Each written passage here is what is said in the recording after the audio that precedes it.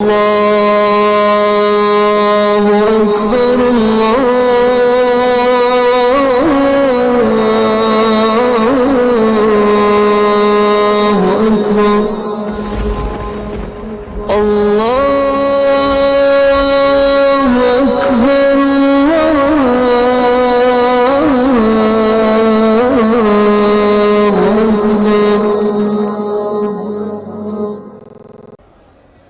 Mecque, ville sainte qui attire chaque année des millions de pèlerins venant des 4 coins du monde pour accomplir le 5e pilier de l'islam. Après un mois d'épreuve de foi dans cet endroit sacré, le dernier convoi des pèlerins guinéens a regagné Conakry cet après-midi. Il a atterri avec 308 passagers à bord. C'est un réconfort moral d'avoir foulé le sol natal après un séjour très agréable parce que nous avons foulé le sol de la piété.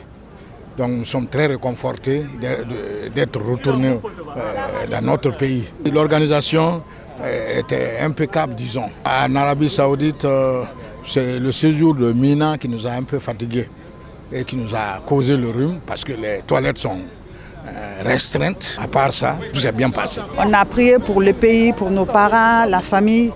Tout s'est bien passé. On remercie le bon Dieu vraiment. Alhamdulillah Rabbil Alamin. Mughbar sigaheri, mughbar faheri. Feba nyaka mughsato. Nahanu na mughma mene na mughma hang. Ba alaka wo yalang. Alaka wo mali mariga, alaka wo mabori khimbeli. Alaka wo mangena ngongo malaka ndisa khafe khuma. Alaka bori khimbeli, alaka bori nyoko marigi tala. Je voudrais d'abord rendre louange à Dieu le Tout-Puissant, remercier les autorités guinéennes, à sa tête le général président Mamadi Doumbouya, les membres du gouvernement ainsi que son ministre secrétaire général des affaires religieuses, Elas Karamo Diawara, pour la bonne organisation du Hajj 2024. Comme vous le savez, le pèlerinage c'est une pénitence, mais cette fois-ci, avec le leadership du ministre des affaires religieuses, le pèlerinage s'est effectué dans de très bonnes conditions en termes de logement, tant à Mina, à Médine qu'à Maka. Les Guinéens étaient les mieux logés à quelques mètres de la Kaaba. Et l'objectif du Hajj, c'est Médine, là où il y a la tombe du prophète, la ville sainte, ainsi que Maka. Donc les Guinéens étaient logés dans les alentours de Massigui de Guine, pour ceux qui connaissent là-bas. Et nous étions très proches de la Kaaba, et ce qui est extrêmement important pour le pèlerinage. Donc l'étape Mina, Arafat, Mousdalfa, ainsi de suite, s'est très bien passé en termes de nourriture, en termes de logement, ainsi que toutes les commodités. C'est le lieu, l'occasion de rendre hommage au président de la République et son ministre secrétaire général des affaires religieuses pour la bonne organisation du Hajj 2024. Ces pèlerins ont regagné le Bercail dans les meilleures conditions.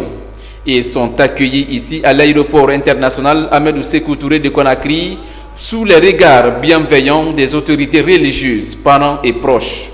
Louange à Allah subhanahu wa ta'ala qui a permis à la République de Guinée d'accomplir le pèlerinage 2024 par l'arrivée de son dernier convoi, le 34e, ce jour samedi 6 juillet 2024. Effectivement, le pèlerinage a commencé un samedi, aujourd'hui on le clôture un samedi.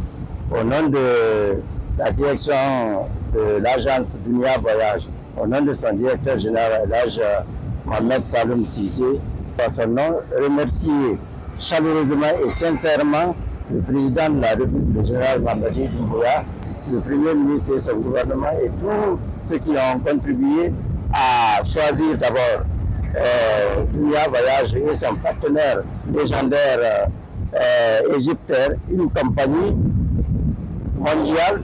Je veux au nom du directeur remercier tous ceux qui ont participé à ce succès.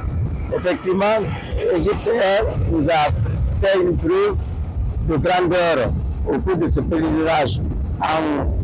Parce qu'il y a eu un moment ici où il y a eu 4 vols de Boeing 787 de Dream Airlines sur le parking de Conakry. Tout ça dans l'objectif de transporter rapidement tous les 10 000 et quelques pèlerins de la République de Guinée. Nous remercions particulièrement le secrétaire général les affaires religieuses, Elhadji Diawara, pour sa sollicitude, pour la confiance qu'il a toujours accordée à Dunia Voyage. Dunia Voyage est une agence aujourd'hui qui a fait ses preuves en République de Guinée et en transportant depuis 1998 les pèlerins guinéens. Nous devons aussi remercier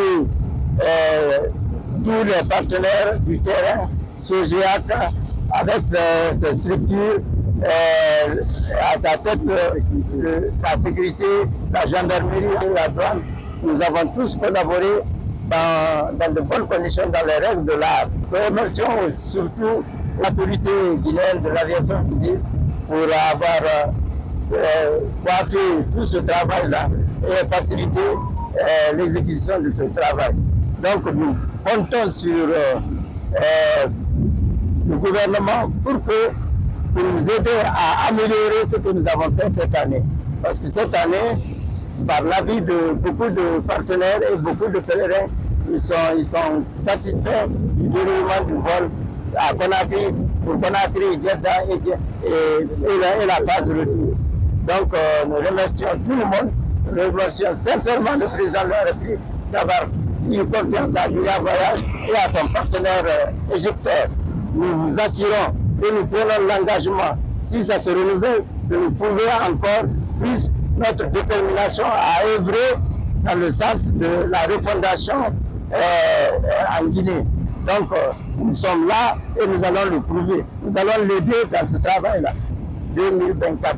Le dernier combat est venu aujourd'hui. Donc nous prions, nous remercions Allah subhanahu wa ta'ala, louange à lui pour nous avoir permis ça à travers notre président, le général Mamadi Doumbouya. Nous sommes prêts, encore prêts, toujours prêts pour l'aider à réaliser la refondation qu'il a promis à la République de Guinée, au peuple guinéen. Je suis là au nom du président de la République, chef de l'État, son Excellence le général de corps d'armée, Mamadi Doumbouya, et au nom de son Premier ministre, chef du gouvernement, pour venir accueillir ce dernier convoi. Et à travers ce dernier convoi, nous rendons grâce à Dieu pour sa clairvoyance, pour la santé et pour l'orientation divine qui nous a permis à organiser le Hajj 2024. Après cela, je remercie le président de la République, chef de l'État, le général Mamadi Doumbouya, pour tous les soutiens moraux, matériels et financiers qui nous a permis non seulement de préfinancer le Hajj au compte de 2024, mais aussi faire loger l'ensemble des pèlerins auprès de 17 mosquées, les faire déplacer dans les véhicules de haut standing. Et je tiens à remercier à travers votre micro l'ensemble des partenaires, l'ensemble des secteurs particuliers, l'ensemble des ministères sectoriels, à savoir le Dunia Voyage, SOGEAC et les départements ministériels qui ont appuyé le secrétaire général des affaires religieuses à accomplir ses devoirs. Nous rendons grâce à Dieu d'avoir achevé et clôturé les combats d'aujourd'hui. Et je profite de la même occasion implorer la grâce de Dieu pour nos élites disparus qui ont voulu aussi être aujourd'hui accueillis comme les autres pèlerins. Mais par la grâce de Dieu, ils ont tiré les révérences au cours du Hajj. Je prie Allah de les accorder son pardon et de les accueillir dans son paradis Firdaus. Cette année, nous avons bien organisé et déroulé le Hajj. Le Hajj ne peut pas se faire sans les difficultés liées à la nature. Nous avons vu les températures cette année. Il y a eu beaucoup de morts, mais alhamdulillah, par la grâce de Dieu, la Guinée a pu s'adopter, la Guinée a pu respecter toutes les clauses de contrat qui nous lient avec l'Arabie Saoudite. Nous remercions le peuple de Guinée, rendons grâce à Dieu. Les pèlerins sont quittés ici, ceux qui sont à l'intérieur du pays, partout où ils passent, même les services de sécurité. Dans les frontières, à la route, on les accorde du respect absolu. C'est très salutaire. Cela veut dire que la Guinée a une population croyante qui croit à Dieu et qui respecte les pèlerins qui sont quittés ici pour la cause de Dieu. Et merci à vous les journalistes aussi. Merci à tout un chacun. Je suis très ravi et que Dieu bénisse la Guinée et les Guinéennes. Pour ces pèlerins, ce voyage est une expérience spirituelle inoubliable. Il est l'occasion pour les musulmans d'accomplir des rituels sacrés du Hajj et de vivre l'histoire des deux saintes cités, Médine et Makka.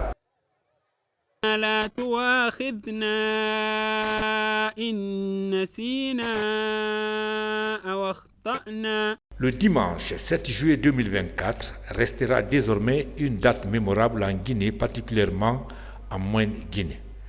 En effet, c'est ce jour où le khalife général du Fouta a été installé à l'Abbé. El Hadj Thierno Abdoul Kadir Dionfo Diallo, c'est son nom, remplace à ce poste El Hadj Mamadou Banoba, décédé il y a 10 mois. Fouta fop kadi fottani yo ben don kany kadi lontanen be mawbe be mi adi yewtugol fi mun do kanulal iwra inde Fouta ka in nulal yotto Fouta ka bibbe Fouta si maapere hebike hakkundeji mabbe kala ka be woniri ka be ara be wullito ma ka be ara be fatto haray me weltanike gouvernement on immingol ɓeeɗo ɗen ɓe yen tawde ɗo e weltanike kala seeniɓe ɗo ɓaŋorɓe e leydi fof hot Guinée, Basse Guinée, Guinée forestiére iwruɓe kadi e cenɗe ɗen fof e weltanike noon geɗal ɓe Fouta Dialoɓen iwruɓe e nokkel ɗin fof hewti ɗo ɓe tabintini ɓe holli ko mawɓe Fouta hollata tuma o Fouta Dialo ma mawɓe Fouta Dialo hakkunde maɓɓe e geɗalɓe maɓɓe ɓen wontirɓe ka yaasi hino wawi wa leggal ngal e calɗi ɗin hiɗon geli leggal ngal bindere nden ara hino waɗi koɓolle hino kaani calɗi ɗin hino laba hino waɗi piindi hino mari dimɗe kono ko honto ɗi feŋi kaka bindere calɗi ɗin no waɗi ɗowdi ko ɗuha bindere nden kono ko bindere nden rondi calɗi ɗin alhamdulillahi rabbil alamin ɓiɓɓe Fouta holli ɗum ɓiɓɓe Fouta e senike ɓe mana ɓe artiri ɗowdi ndin ɓe artiri kaaki ɗin yoɗi saamu ka bindere ñolu ngun ɓeydo hari fewndo Alhaji Mouhamadou Bano Ba kala haajuji Fouta ɗin andeji Fouta ɗin mapundeji ɓiɓɓe Fouta ɓen tawi hiɓe mari no ɓe makir ɗo ni collège de sage on wonay takko Alhaji Mouhamadou Bano Ba kala ko yani fi Fouta ɓe toloda ɓe makoda ɓe yamira ɓiɓɓe Fouta ɓen huwa ko ɓe yamira kon e ko mawɓe yamiri ɓe kon si tawi kadi woni ɓe hatojine ɓiɓɓe Fouta ɓen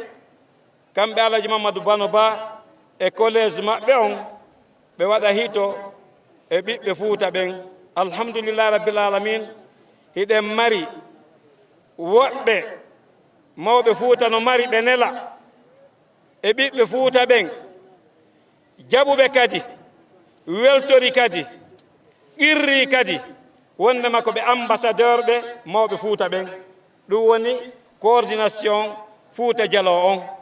Au nom également du foyer coranique d'Oudal Thierno Aliou Bouba Ndiang et de l'ensemble des sages chefs religieux de l'Abbé, nous avons l'honneur de vous souhaiter la cordiale bienvenue dans la cité Karamoko Alpha Molabé.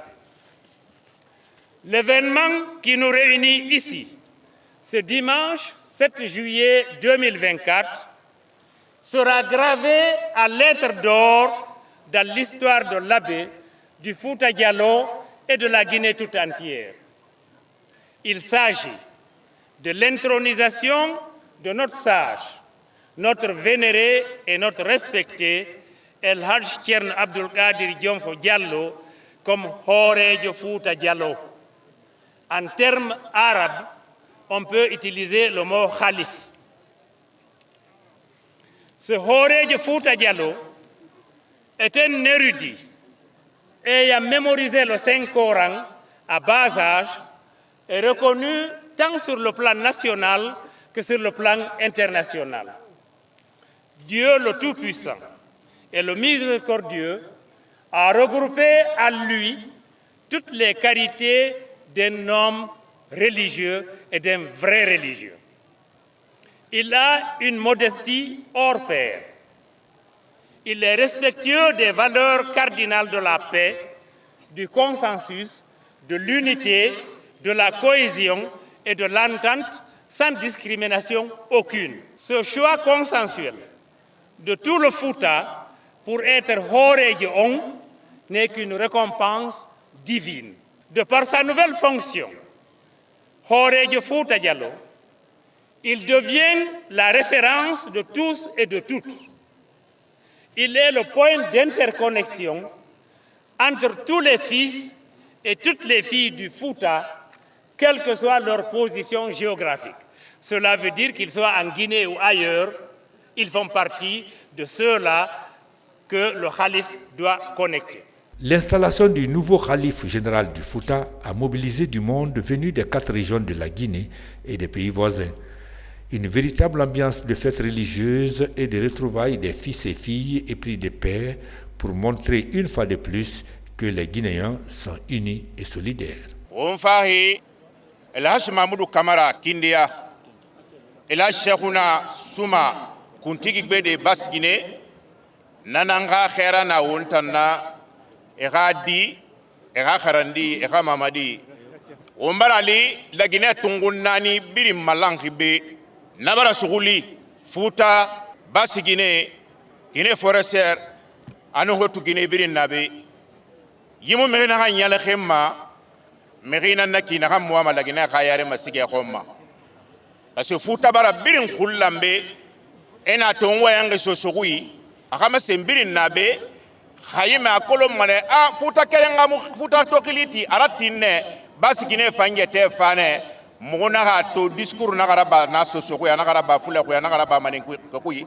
wonwa manana ngoma womma nga vola sa womma khuifa ma mba wombara yamanu wal sati womma kuntigi na maguru fe wondo warabama ala khayala konontan na an falama fore khuira Elhash Mahmoudou Kamara khuira Elhash Cheikhouna Souma khuira wo makuntige na magoro ki fera ya bokinara kono wondu wa una na bama ina na kan fala wo mbala ka wongati na ngambara me khay kuntigi ti ibaba itanu wo biri langa na ma wona woka forina ki ana fala wodan wo mudan amu yala gema wo sesera ba fori be ka wo ma ko binya mulangi wo mbara gouvernement wal sati ega mange fanna nyogora sigema woy wali moli rabama ina ka failu wonsanna wombara ne fannu walsa wonyalga na kan jibril na bama bonya sa nan kui na bonya sa ala kanana ndey doko ala naka wongere womboro tagi ala na mirinde fa wo mabogima e fa wongere wombara yamanu walsa wonna gbile insha Allah wonta mu fata wende duma dina na wonna kono wonna gbile won khere bama kuntigi gbegbe Elhash Mahmoudou Kamara anu Elhash Cheikhouna Souma weltani ke kadi Elhash Ceerno Mahamadou Badrou wondema fi honɗum koko heeɓi ɗo hande ko moƴƴere jano woni ko welo Fouta woni ko heeɓi e ma kay wondema leydi o leydi gasata si tawi moƴƴere nden si wonoto ma teɗɗine mawɓe meɗen wono Sénégal ko woni wadde wono ɗo Mali ko woni wadde wono ɗo ko tawata e Sierra Leone ko woni wadde ma Côte d'Ivoire wondema hande o maki tigi on o weltanike Allah weltanike jama Fouta Diallo yimɓe kadi wondema ye en waɗu jokkere endan jonidiren jungo général Mamadou Doumbouya tu wawa golde laggine ko ma laggine fo waɗa goto itte racisme hakkunde meɗen wonen nene goto baba goto wonen jikkore endan ko nun naɓata leydi ndi yeeso haray en weltanike kanko Elhash Zéry jaabi koko woni wadde laggine foof muɗum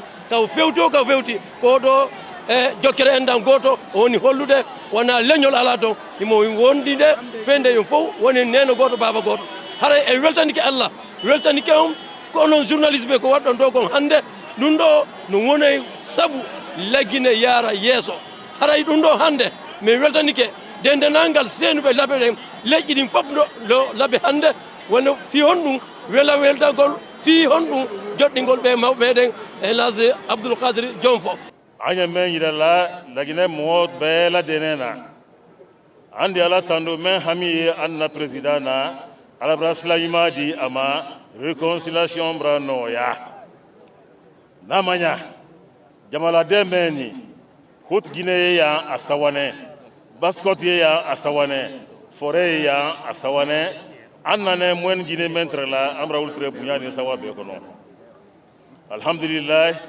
amra lonko hamim men ye anna jamana masakela wono ya wati rasi ante kuma la jayala ka barka bla alaye o men ka benna dun lagine ka barka bla alaye dusuku men tumbra suno mansa men la kunna ka barka bla alaye men diene ko lagine ka be dun kilindi ka bo kilindi amra masaba dali anna men nyayla bi alakana o nyatu no moko amra masaba dali menu kenen sababudi ka an kodo nyona alama wala kanyada anna foli futa mumenye anna foli labe imam baye akabunya menke anye kunu alama bunyada mo baye mo baledi mo badinka mo bal dialon ko futa barka alla bunyala anya elaz alsen fula abadenu nyana aka kankan kili lamina anka kili anna mamaya do akala baradia datun kala baral lallo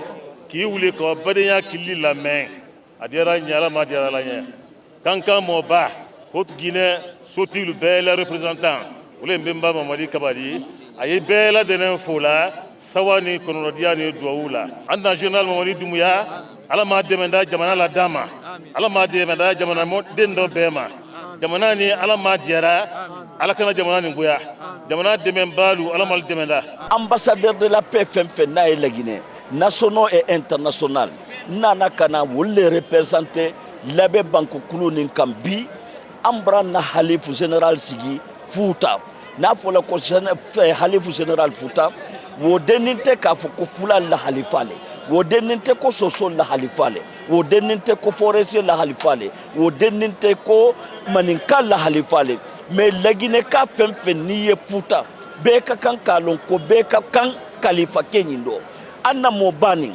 futa ni kame futa futa ye lonni jamana ledi ni kame ko futa futa e bara jamana ledi ni kame ko futa nema le futa lonni le futa silamaya le futa tebe nin kambe ne futa nye men fola lagine jamae nye lagi men fola lagine kumala luyen lagine mobalu ni jamana ni duman lagine ka menye ni le jamana dumaye iye kuma fo men di jamana ni nawanya ile karamoke ile alimbami ile ministre ke ile maire akela milliers susudi nanya kumala anna jamana ni kono anya kuma fo men di jamana di nu bulu di nyoma ni la mansa dumaye mbaye kuma fo ila mansa la kudo ye kuma fo ila jamana kono men da ke molu di bule ila mansa keko anye sabari jamana ni yewa nyafe wole bara kela bi anna futa mobile bulu anye menstro meye kela na mobadi jamana kono ni mobate yoro men na fatala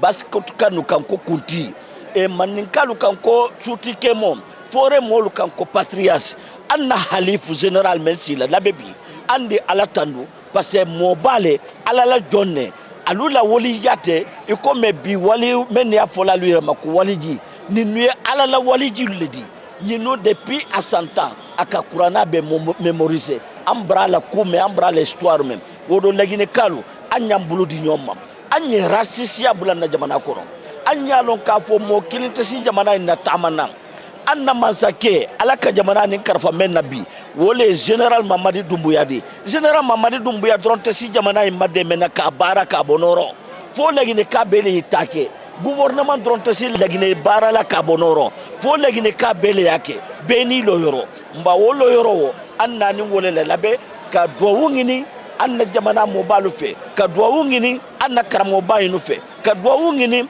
lagine tunkunani mumebe waliji menu yakono albe yalo kafu jamana ni abatinya tinyala lagine kalle na dadala fana dadala lagine kalle wole kan siyambi. C'est aussi le lieu de remercier les autorités gouvernementales et principalement le président de la République Son Excellence, le général de corps d'armée, Mamadi Doumbouya, qui n'ont ménagé aucun effort pour être fortement représentés à la présente cérémonie.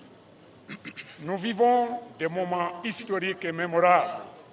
En effet, suite à la grande compassion suscitée par le rappel à Dieu du respecté feu El Hadj Mamadou Banoba, calife du Fouta, il fut décidé par consensus et à l'unanimité des 3 dieux de la coordination Halpula et des sages de confier la succession au grand doyen El Hadj Abdoul Kadiri Dionfo, grand érudit de la Guinée. L'installation de ce nouveau calife, dont la qualité et le niveau d'instruction ont atteint les hautes cimes de l'éducateur et du formateur respecté et vénéré de tous, dont la moralité et la sagesse servent aujourd'hui de référence et fera date pour la postérité. Cette haute personnalité de renom cultive et encourage la pratique de la main tendue pour la paix et l'unité intra- et intercommunautaire, car, comme l'a dit l'autre, la Guinée est une famille. En tant que respectable et terrain fertile devant apporter l'humus indispensable à l'émergence d'activités saines et porteuses, la moralité et la jeunesse servent aujourd'hui de référence et fera date pour la postérité. Cette haute personnalité, je veux dire le social et le religieux, secrètent et fournissent les supports et garde-fous indispensables à l'ancrage et au balisage du progrès sur des bases durables, conformes à l'éthique et à la morale tracée par nos illustres dévanciers et que nous sommes invités à perpétuer. Parmi les invités de Marc Alabé, El Hadj Yeriba Diaby, pour son combat en faveur de la paix, sans laquelle il n'y a ni développement, ni sécurité, ni justice sociale, l'ambassadeur de la paix a été honoré par les sages et religieux du Fouta. El Hadj Yeriba Diaby, donc, a été décoré par le khalife général pour l'encourager davantage à poursuivre cette œuvre sociale et humanitaire. En guise de reconnaissance à l'honneur qui lui a été fait, El Hadj Yeriba Diaby, l'ambassadeur de la paix, a offert 3 livres coraniques à titre symbolique aux fidèles musulmans de l'abbé à travers les sages. D'abord, je suis tellement ému et content d'être là aujourd'hui parmi toutes ces délégations qui sont venues, invitées par le grand imam de l'abbé, El Hadj Badirouba, l'ensemble de tous les sas de la Guinée. C'est pour moi un honneur, mais un arrière-plaisir et de satisfaction que la Guinée puisse avoir des baobabs comme celui-ci dans notre pays. Car si nous regardons le Sénégal à côté, tout se passe par ces sas. Et regardons la Côte d'Ivoire, le Mali, tout se passe par ces sas. Notre pays, la Guinée, 95% musulmans, nous avons encore des grands walivs comme celui-ci, mais des walivullah comme celui-ci, c'est des personnes rares dans notre pays. Donc nous sommes tellement contents et nous pensons que les autorités, le général Mamadi Doumbouya et son gouvernement, grâce à tout l'effort qu'ils sont en train de fournir dans notre pays, grâce à cet effort-là, tous ces bons mondes aujourd'hui se retrouvent à l'abbé pour installer notre papa, notre grand-père, notre waliou, notre imam et notre kramoko. Ça c'est important, c'est grâce à la paix. C'est pourquoi on dit que la paix n'a pas de prix. Quand il y a la paix, tout est possible dans notre pays. Parce que nos joyaux qui sont passés ont béni ces pays avec le courant. Ils sont priés pour ces pays. Les sacrifices qui ont été faits, c'est ce qui est en train de sauver notre pays jusqu'au là où nous sommes. Nous remercions Dieu et nous remercions toutes les bonnes volontés qui continuent à œuvrer pour la paix. Ce grand événement s'est déroulé en présence d'une forte délégation gouvernementale et celle du CNT, venue au nom du président de la République, chef de l'État, le général Mamadi Doumbouya, pour témoigner aux fils et filles du Fouta son soutien à l'installation de ce grand érudit El Hadj Thierno Abdoul Kadir Dionfo Diallo. Nous accueillons avec respect et gratitude notre nouveau calife général, qui, j'en suis sûr, servira notre communauté avec dévouement, compassion et intégrité. Nous lui faisons confiance pour guider nos pas, pour résoudre nos conflits et pour promouvoir la paix et la prospérité de notre région du Fouta. Il est de notre devoir de le soutenir, de l'entourer de notre bienveillance et de lui offrir notre collaboration pour bâtir un avenir meilleur pour tous. Ensemble unis de la diversité de nos talents, de nos aspirations, nous pouvons surmonter les défis qui se dressent devant nous et construire un Fouta fort, prospère et solidaire. Que cette intronisation soit le début d'une nouvelle ère de paix, de quiétude, de justice et de progrès, si cher au président de la République, le général de corps d'armée, Mamadi Doumbouya. Je dirais à cette exceptionnelle occasion, le Premier ministre, chef du gouvernement, m'a chargé de vous transmettre les sincères félicitations bien méritées de son Excellence, Monsieur le Président de la République, chef de l'État, chef suprême des armées, le général Mamadi Doumbouya, au nouveau calife général, tout en lui souhaitant plein succès. Le chef de l'État m'a particulièrement demandé de dire au calife général de puiser dans l'autorité morale dont il jouit pour contribuer à l'unité nationale, à la paix, à l'entente cordiale dans l'intérêt de toutes les filles et fils du pays, pour unir les communautés de notre pays. Nous sommes donc porteurs à cet effet d'une enveloppe au nom du Président de la République et du Premier ministre que nous avons remise à qui de droit. Je ne serai pas long, il était tout simplement impensable qu'une telle cérémonie se passe sans que le gouvernement ne soit représenté au niveau le plus élevé. Mesdames, Messieurs, nous vous remercions pour l'accueil chaleureux réservé à notre délégation. Que Dieu bénisse l'abbé et ses populations, que Dieu bénisse la Guinée. Elhadji Thierno Abdoul Kadir Dionfo Diallo, le calife général du Fouta, est un érudit qui a mémorisé le Saint-Coran à bas âge. Il incarne désormais les valeurs spirituelles et morales du Fouta et pourquoi pas de toute la Guinée. لا تؤاخذنا إن نسينا أو أخطأنا. بسم الله الرحمن الرحيم. الحمد لله رب العالمين والصلاة والسلام على أشرف المرسلين سيدنا محمد وعلى آله وصحبه وسلم تسليما كثيرا. أيها المشاهدون الأكارم في كل مكان، نحييكم من كوناكري قائلين لكم السلام عليكم ورحمة الله تعالى وبركاته. هذا مسيب جلبه باوين يتدي الله سبحانه وتعالى جولد إن نولا مكو محمد صلى الله عليه وسلم en tori ke yo jambe kisiye wonu e dow makko kanko e ɓeygure makko e sahabaɓe makko e kala iwteɗe ɓaawo makko ha ñande dargal. En tori ke mo subhanahu wa ta'ala yo tawni do en nulaɗo makko sallallahu alayhi wa sallam ka aljannaji makko towɗi ñande wawana hoore meɗen hay hunde. Allahumma amin. haray men sanni on men tolni on ka plateau meɗen ɗo ɗen RTG koloma haray meɗen wi'a on assalamu aleykum wa rahmatullahi ta'ala wa barakatuhu e laabi ɗimmi.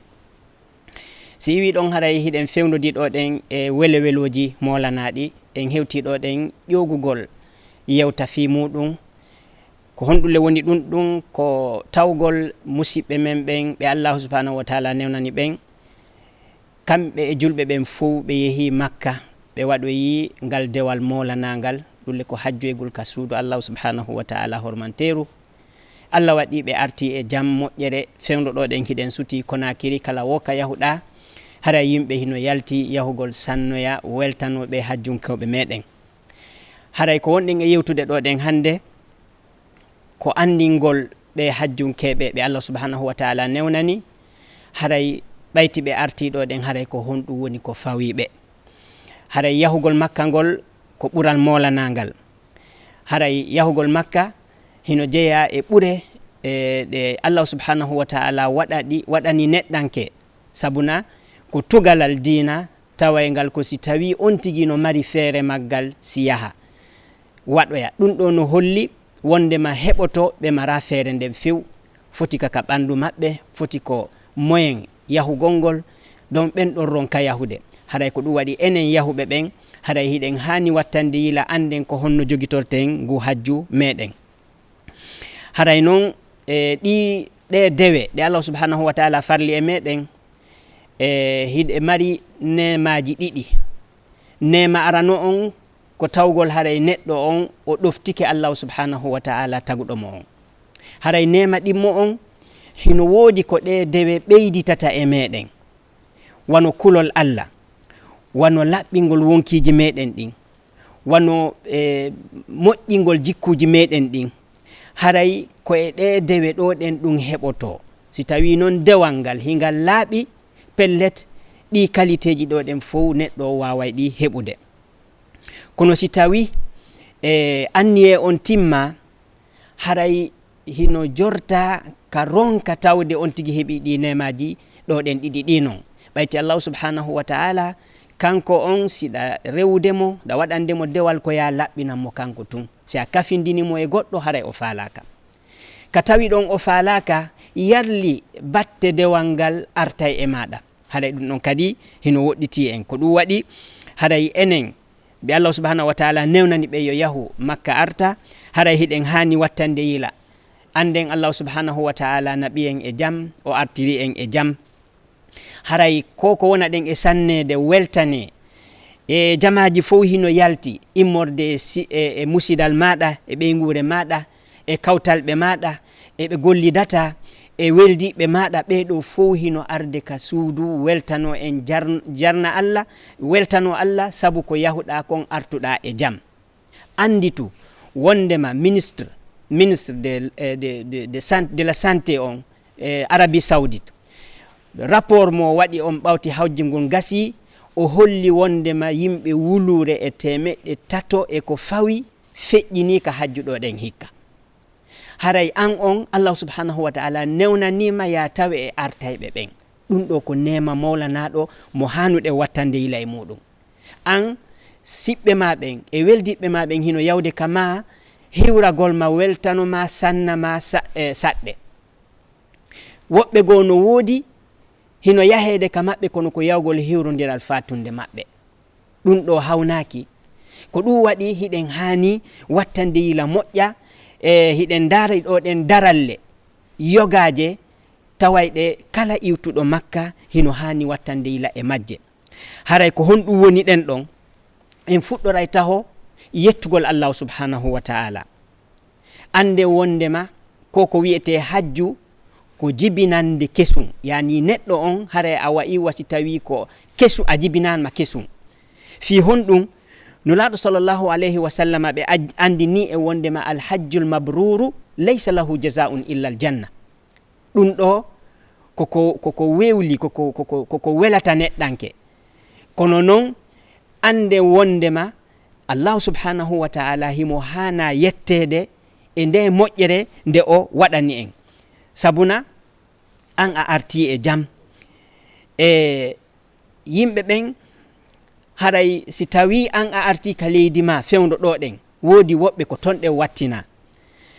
Nulaɗo sallllahu alayhi wa sallam noon ɓayti tawi kanko ko o ñentinteɗo o holli e wondema si on tigi heeɓi moƴƴere Allah subhanahu wa taala moƴƴike e makko haray himo hani yettude Allah. Hiɗen andi goy o sahabankejo wiyeteɗo al-Mughira ibn Shu'ba oɗo o fillike wondema nulaɗo sallllahu alayhi wa sallam ɓe immotono jemma ɓe juula ha koyɗe maɓɓe ɗen ɓuuta. ɓayti noon ɓe landama fi mum ɓe ni nulaɗo ko honɗum tampintinanto ɗon hoore mo on onolle allahu subhanahu wa taala o hafrani on junubaji mon ɗin adiɗi e sakkitiɗi. nulaɗo sallllahu alih wa sallam jaaɓiɓe afala akunu abdan shakura, ene a accata noon min kadi mi wona jiyaɗo yettayɗo allahu subhanahu wa taala o waɗanilan nde moƴƴere ɗo fou. ko ɗum waɗi enen kadi kala tawɓe yeehi totti o farila ɗo ɗen arti e jam moƴƴere hino hani yettude allahu subhanahu wa taala. harayno yettugol allah ngol wona townugol juuɗe ɗen tun inna allah mi yettima, ɗum ɗon no tawa tongoy sabuna ko ɗum ɗo woni yettirgol ɗengal ngal. kono ko honno allah yettirte kadi koyo ɓeydite e hoore yettirgol allah ɗengal ngal, ɓeydita ɗon kadi yettirgol mo ɓernde ma nden. ko honno yettirta allah ɓernde ma nden, haray koyo taw fi allah on iwataka ɓernde ma. haray gila ɗo ha ñande allah waɗi ko sati koyo taw ɓernde ma nden hino dogita e allah, hino dogita e o nema mo o waɗanma yahugol makka totta o waktu ɗo o farila ɗo ɗen arta. haray ɗum ɗo koko ɓeyditoto e hoore ɗe yettirgol allah ɗengal ngal. ɓeydito e hoore ɗum ɗon kadi yettirgol mo golle. ko honno yettirta allah golle, koyo taw kala golle ɗe waɗata gila ɗo heɓi yeeso, koyo taw ko golle ɓannayɗe maka allah ɗe allahu subhanahu wa taala yiɗi yarli. weltoranamo woɗɗitagol kala golle tawayɗe kanko subhanahu wa taala o yiɗaɗe o faalaka ɗe. ko ɗum waɗi heɗen hani wattande yila anden wondema yahugol makka ngol arta hino sattifigoy ɓayti hino no hanuɗa wa'ude noon si a iwti makka wona yo taw ko no wonirnoɗa adiya yaade makka hara piiji ɗin a haajaka an kan kala ko yani kono andirɗa noon tu waɗirta. haray ko ya watta yila anditen wondema o yahugol hajju ko arsikede, ko arsikede ko si allahu subhanahu wa taala newnanima. haray noon koko musidɓe men ɓen immoto yaha tawa on weltano on, wewlanana on welto ndaare ɗe balɗe ɗo ɗen hiɗen suti embouteillage koni e wadde wano dimanche feƴƴuɗo ɗo miɗo ɓuri e tañƴinade hajjunkeɓe buy ko nden ñande hewra, ko nden ñande ɓe sanna ɓe tolna ka galleji maɓɓe. en fo hiɗen andi embouteillage ji waɗuɗi ɗin e nder saare Konakry nden nden ñande, ko wano noon kadi e nder leydi ndin fof. haray ɗum ɗo fof no holli yimɓe ɓen hiɗa hitti e maɓɓe. kono noon mi sikki tun wona tawgol hiɓe yiɗuma ma hiɗa ko aaden neɗɗo tedduɗo e maɓɓe na ɗum ɗon tun immini ɓe yahugol ka maɗa.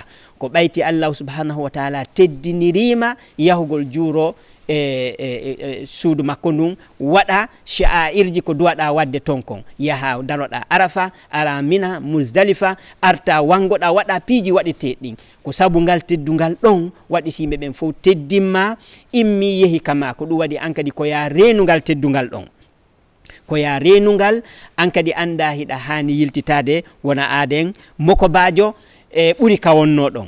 si iwi ɗon haray ko ya jikku joomi maɗa ka moƴƴi, jikkama wondema o jaɓanima ngal dewal ɗo. jaɓangol ma dewal ngal ɗum holli wondema a wa'i wa ñande yumma ma jibinma. nulaɗo sallllahu alayhi wa sallam hiɓe maaki man hajja lillahi falam yarfus walam yafsuk raja'a ka yawmi waladathu ummuhu. abi hurayrata heno filli wondema o nani nulaɗo sallallah alih w sallam hino maaka wondema on mo hajjani allah lillahi, o hajjali sabu yo yimɓe ɓen andu wondema kankadi o hajji, ma fi yo yimɓe ɓe wowlu wondema kankadi o woni alhajji. hara ko fi allah hajjirɗa haray yo andu haray o yiltoto ka makko wa ñande yumma makko jibinimo.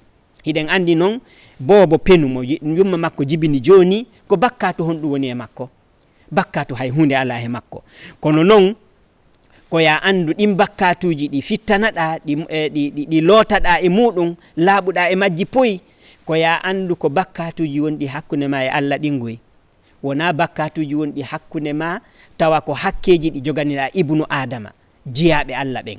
jiyaɓe allah ɓen hakkeji ko wonni hakkunde mon kon ko ya tottuɗi, ko ya yiltituɗi. Wona ya immo ɗo détourna yimɓe, janfoɗa yimɓe, yaha makka hajjoya arta. Inna anani wondema si on tigi iwti makka o arti, haray bakkatuji makko ɗin fof fittama. Awa haray wona ɗin bakkatuji ɗon nani, ɗin bakkatuji ɗon a ɗaɓɓitay on tigi ha jonnitamo hakke makko on. Kala mo détournuɗa, ma mo janfiɗa, ma mo kansuɗa, haray ko ya ɗaɓɓitumo jonnitamo si on hakke ɗon ɗen iwa e maɗa yaka seede meɗen. Haray yo on tigi kadi wattu ka fondo makko ko honno golle makko ɗen jaɓirte. Haray ko wi'ete hajju, nula sallallahu alayhi wa sallama hino makani en e yewtinanen alhajjul mabruru laysa lahu jazaun illa aljanna. Hajju jaɓangu ngun ngu ala joddi si wana naadede aljanna. Jonnon ko honɗum woni ngun hajju jaɓangu. Ngun hajju jaɓangu neɗɗo on no hani andude ko honɗum woni ngun hajju jaɓangu. Ko ɗum waɗi neɗɗo on ko yo waɗu ka fondo makko yo taw hajju makko ngun hino jaɓa. Joni noon ɓayti hay goto e meɗen mara garanti wondema Allah jaɓanima golle ɗen. Ko ɗum waɗi koya ɓaɗo Allah, toroɗamo, waɗa golle tawayɗe ɗen golle ɗon waɗay ha golle maɗen jaɓe. O sahabajo yani sahabaɓen ko noon ɓe wa'uno si ɓe yehino makka ɓe arti, hay fi ko ɓe yimɓe timmuɓe moƴƴuɓe, kono ɓe ɓurtay kadi moƴƴude. Enen kadi ko noon hanuden wa'ude. Ali ibn Abi Talib radiyallahu ta'ala anhu oɗo o wi'ayno yani kunu li qabuli l'amali ashadda ihtimaman minkum bil amal.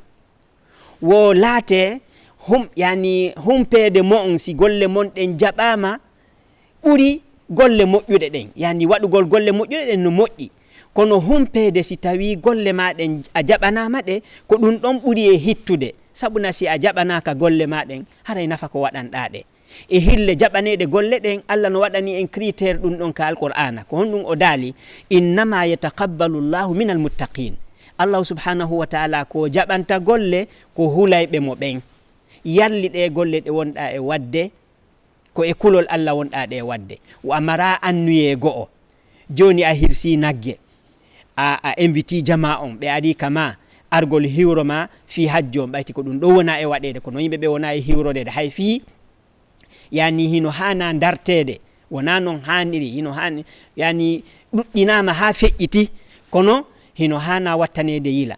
Joni noon si on tigi waɗi ɗum ɗo ko yo taw ko fi Allah subhanahu wa ta'ala o waɗani. Si tawi heɓike e anniye makko ko fanɗi wo ko fanɗi, min kadi mi invitay ɗo ɗen siɓɓe am ɓen yiɓɓe am ɓen yoɓe ar ɓe anda min kadi mi yeehi makka. Hara ko ɗum ɗo woni anniye on, andu haray an a iwi innama yataqabbalu llahu min almuttaqina ɗa, tawi na kulol ngol ɗum ɗo na laaɓal reedu, na anniye moƴƴo waɗirɗa. Haray ko ɗum waɗi sellinen anniyeji men ɗin, andite wondema Allah subhanahu wa ta'ala golle ɗen si o jaɓayɗe ko si tawi hiɗe laaɓanimo kanko tun. Haray si wi ɗon e darande tammere nde yewteten nden fi mum, haray hajjum keɓɓen si ɓe arti ɗo ɗen ko yoɓe waɗu ka fondo maɓɓe tabutugol e waɗugol golle moƴƴe ɗen. Ɓe rento e yiltitagol e golleji bonɗi ɗi ɓe waɗayno. Haray e tawayɓe ko huwodirayɓe yimɓe, ko commerce ɓe waɗi woni e waɗude, ma ko piiji ɓe woni e gollude, yoɓe watta yila. Haray yimɓe tawaynoɓe hino gollirde riba, ma no gollirde janfagol yimɓe. Sifa ɗi piiji ɗo fof si a geɗi ha Allah newnanima a yeehi makka arti, haray fiyo hajju ma on jaɓe ya heɓo on hajjul mabrur ɗon, ko ya ar change a ɗum ɗon itta few, wona ya ar fuɗɗitoɗa ɗum. Haray ɗum ɗon moƴƴanama. Haray ko ɗum waɗi si Allah subhanahu wa ta'ala teddidiri hajjunkejo yahugol juuro suudu makko hormanteru ndun, haray ko yo rento ko ɓuri e tiiɗude e rentagol e waɗugol piiji bonɗi si o arti. Foti noon ko piiji bonɗi, foti ko ɗuɗuɗi ma ko fanɗuɗi. Hay si tawi ko yani angal hiwragol yimɓe, ma tawgol ko a taƴotoɗo yimɓe, ma ko a waddidirayɗo yimɓe, ma ko a mettuɗo fii, wota yahu makka arta tawa hiɗa jogiti on jikku ɗon. Ko yo makka on lootu on ɗin jikkuji fuu itta e ma. Si wona ɗum haray a laatoto an tigi dewe ɗe waɗuɗa ɗen ko a woni e lancude ɗe. Ko wano noon kadi si neɗɗo o yehi o hajjoyi o arti o constatama jaka tawi hay waktuji ɗin o fukkay, hay waktuji ɗin o juulata ka juuleteɗon saygo wurin ko kara han o juulirta, ma o arta tawa himo duwa ittude zakka o ronka ittude zakka no ittirte non, ma o arta tawa ko wowtuno waɗugol riba e ka ngeygu makko ka yeeyugol piiji ma ka waɗugol devise yeeya ko jogaki ma sooda ko jogaki ɗum ɗo fof hiɗen andi ko riba. Yaha arta fuɗɗoɗa commerce ma on fillitoɗa kadi no wonirnoɗa non, ma ɗum arta tawa ko hiɗa ko a ƴagganɗo mawɓe maɓen a iwtuɗo makka yimɓe ɓen yi'a hiɗa sonkana nene ma ɗum baben ma hiɗa ronkaɓe ɗoftade ɓittinanaɓe aduna maɓɓe. Andu haray ɗum ɗo fof ko jikkuji tawayɗi iwtuɗo makka ha naasi fitorde. Ko wano noon kadi arta tawa hiɗa wakkili taƴugol enɗan an kan ani taƴagol siɓɓe ma ɗum waddidirgol yimɓe sifaɗi piiji fof hiɗa ukki hiɗa yooli e waɗugol piiji bonɗi, ɗum ɗo fof amma pinalima haɗa ya andu wondema hara a woni jasuɗo ɓayti jasere ɓura ya heɓu opportunité ronkamo gollitirde ko on ɗum woni opportunité on ko ya yahu loota bakkatuji kala ko woni e ma ko yowdiri hakkude ma e Allah arta tawa ko ya ar fuɗɗitoɗa ɗin e ba a anda si Allah newnante yahugol. Awa kadi woɓɓe no jogiti sikkugol joni ɓayti innama bakkatuji ɗin si yehi si on tigi waɗi ɗo ɗen si o yehi makka o arti o hajji o arti ɗi Allah lotanaymo ɗi ɓe aray ɓe yaha ɓe ara ɓe fillito kadi ɓe inna ko arata mi yahay mi yaha mi lotoyo kadi mi arta. En wowlina nden fi baalingi hiɗen andi si ngi baali ɓuɓɓinangi ka ngi ɓuuɓi ɗon ngi yehi ngi lotiki ha ngi lotama ha ngi laaɓi ngi ari ngi walike mbukulaydi ene sigi immike ɗon ngi fiɗɗike fiyo nduggu ngun iwu. Est ce que nduggu ngun iway? Nduggu ngun iwata par ce que haray notike e ɓandu ndun. Yo on tigi andu kadi si o arti o yehi o lotike ha o laaɓi o arti kala bakkatu mo o waɗi haray koko nototo e makko ko kara han ɗum iwrata e makko, ko kara han ɗum iwrata e makko. Wota goɗɗo waɗu ɗum ka hakkille makko wondema mi yahay mi lotoyo mi arta kadi si mi arti mi waɗi kadi mi yahay kadi mi lotoyo. Wota taw ko ɗum woni faando ma ngon e yahugol hajjoya laabiji buyi haray a perdi sabuna a ɗaynata Allah ko hoore ma haray wonɗa e ɗaynude. Haray noon kala mo ardi e ɗum ɗo e sifaɗi jikkuji ɗo yo andu haray ko keeri Allah o woni yanude muɗum. Haray keeri Allah ɗin noon himo dalani en wa tilka hududullahi fala ta'taduha wa man yata'adda hududallah fa ulaika humu zalimun. Ko keeri Allah ɗin ni wota o yawtuɗi e kala yawtuɗo keeri Allah ɗin haray ko ɓen ɗon laati yimɓe toñoɓe, ko yimɓe toñoɓe. Toñugol ngol non moƴƴa toñe ɗen no hulɓinani neɗɗo on ñande darnal al zulmu zulumatun yawma al qiyama. Toñe ɗen ɗo ko niɓe ñande darngal, ko niɓe ñande darngal. A wumiɗa ñande darngal hara anda ka yahata. Haray jiyaɓe Allah ande wondema yahugol makka ngol arta ko arsike molanaɗo.